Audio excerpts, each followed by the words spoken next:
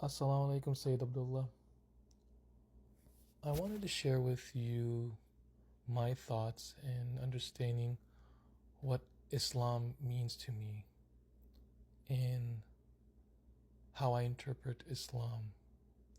The best analogy I could come up with for you to understand Islam is actually through Salah. Salah, in my opinion, really encapsulates and captures the understanding of what you need to understand how Islam is perceived. See, if you look at Islam is to surrender yourself to Allah Azza wa Jal. You are submitting your will to Allah, you're obeying Allah Azza wa Jal's command. And the most important factor in being a Muslim that is you have to be sincere. Sincerity is a must. And once you have obtained these actions of surrendering yourself, submitting yourself, obeying Allah Azza wa Jal's commands, and you're sincere about this, then you will feel the immenseness of peace. And through Salah, especially congregational, and this is more rooted to actually understand Islam, it's not just a Salah that you pray by yourself, but it's Salah in congregation that is actually more how I perceive Islam to be. Because in congregational prayer, it's like what you see. You have your imam, the leader, who leads the Salah. Then you have your followers behind the imam, row by row by row. Typically, and I'm not saying it's always like this, but typically, your first row that you will see are the eager people who encapsulate Islam. And what I mean by that, they have more understanding of what Islam is.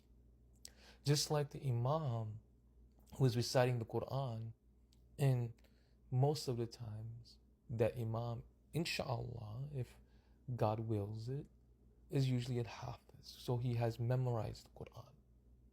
So the symbolism of Islam is when you have a sincere leader who actually encapsulates and understands Islam, like the Imam understands the Quran, you have a very successful person who can lead the Muslims, who can navigate the understanding of Islam. So the first row, you may find a few people who are also Hafiz of the Quran. And this is the beautiful thing about Islam.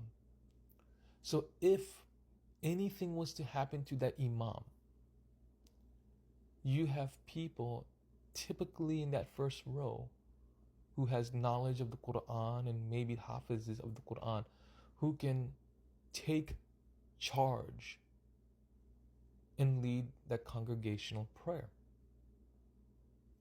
See, Islam is like that.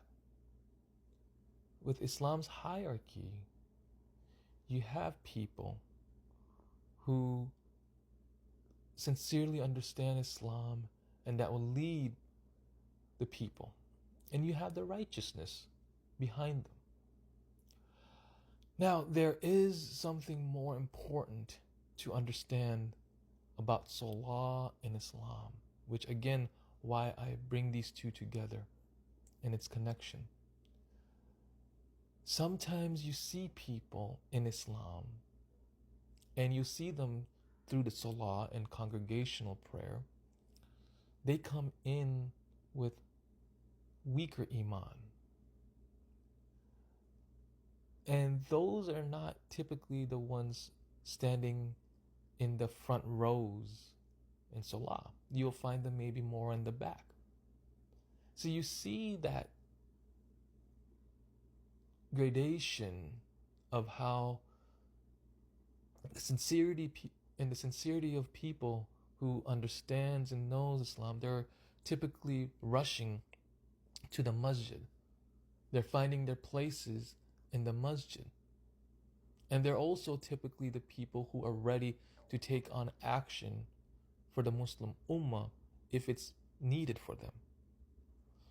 And then as you go back, you'll find people with less and less knowledge.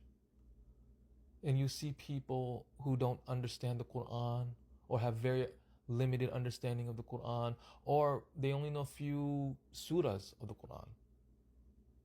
But they still come to prayer because they understand the importance of prayer. And that's the same as there are people who understand the importance of Islam. They may not understand the full capacity of what Islam is, but they still show up to the masjid. They still come into congregational prayer. And that's the beautiful thing when a leader leads the salah. He is encapsulating, he is connecting with Allah Azza wa Jal with the people. So the reward of that salah, you also benefit, even if you have limited knowledge. That's the beauty of Islam. You can also benefit by just being present.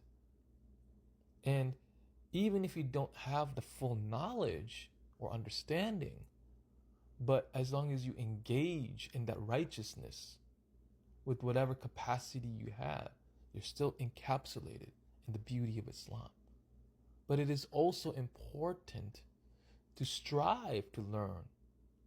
You want to get up on the ranks, be amongst those people who rush to be in the front rows in salah, not to stay in the back. Then you see people in the far back. Typically, you see them to be children. And typically, you see people who have very little or no understanding of the Quran or Islam. And what they usually do is when the Imam is just about to go into ruku, they themselves go to the line and they start their prayer. And you see that in the Muslim Ummah. And they do this because they cannot bear the capacity what Islam has to offer. Now you see salah, it's not a hard task. Islam is not a hard task. It's just that we as human beings, because of our weak connection to Allah Azza wa Jal, we place these burdens. And we're distracted by the dunya. So these young people, these children who don't have that understanding, that wisdom, that yearning, they don't see Islam or the salah to be that important. So they will rush later. They still want the reward, but they will encapsulate it at that later moment. And you see that with Muslims today. And that's something you have to understand. You also find people in the ranks in salah who are hypocrites, munafiqs. Now, I see two variations in this reality, and I'll explain both. First is the munafiqs who actually attend salah. They sometimes go in lazily, sometimes they have no full attention in their salah, they put no effort in salah, but they go there. Why? Because of the social benefits. Because if they need something, they have to go to this congregational prayer. They want to be part of the community, or else they'll be completely outcasted. But their belief is very limited to low to probably none. That's why they're hypocrites. But they just still go because of there's some beneficial gain. The second thing is there are people who claim to be Muslims and they don't even go to congregational prayers at all, period. And those are the ones who are wishful thinkers. They're the ones that think that Allah Azza wa Jal will forgive them. They're the ones that don't even attempt to try to get up for Fajr. They procrastinate their prayers. Right? And these are the people who still think that they're Muslims. And I'm not the one to judge them. That is with Allah Azza wa Jal. At least you have some people who are hypocrites but they go for the benefits. But there are those who think of themselves as Muslims, they don't even go to the masjid. And I cannot stress enough to say, isn't that hypocrisy as well? Allah knows best. But that is how I see Islam. You look at the beauty of Islam through the lens of how you see Salah.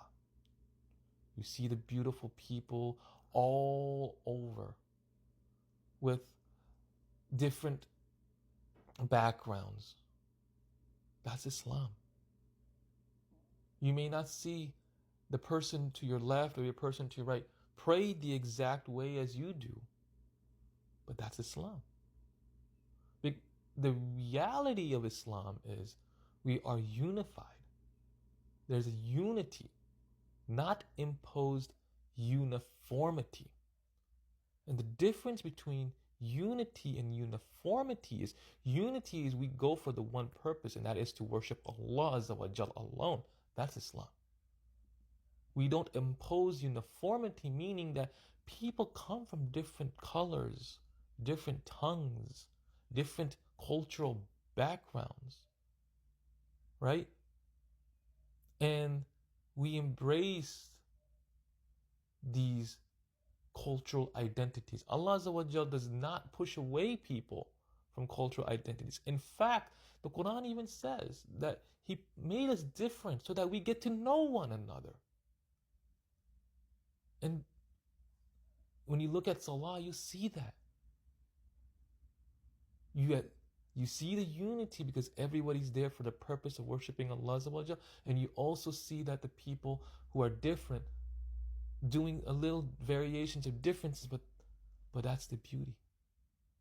This is how I see Islam. This is how I want you to start thinking outside the understanding of what the world that you see, and make a bigger picture. Because as I mentioned, you see the leadership, you see the ones with the knowledge, you see the one who are reciting the Quran. And you can feel it too, right? Because when you see somebody who's reciting the Quran, maybe the Imam is reciting the Quran and he's moved by the verses he's reciting, you can feel it. Sometimes you see the Imam tearing up and crying, or you see the first few rows of people who are tearing up and crying because they understood. Then you can see the people who just don't understand anything. They're just there trying to get rewards. And then you see the people who really don't have that connection. You see that all variations. But in the end of the day, we are all judged. We all have to show up to Allah Azza wa Jal, and we're all accounted for. Our accountability is going to be seen. Just like when we are in Salah, in a congregational lines, we're all going to stand up in front of Allah Azza wa Jal on the Day of Judgment. But the thing is, we need to prepare ourselves. And once you understand the meanings and understandings of how Salah works, or how the life works, what your purpose is in this world, you then understand Islam. And then you have been prepared and you are now ready on the Day of Judgment. So inshallah, that is what I wanted to share with you, and my own personal belief in what my perspective of Islam is. Assalamu alaikum.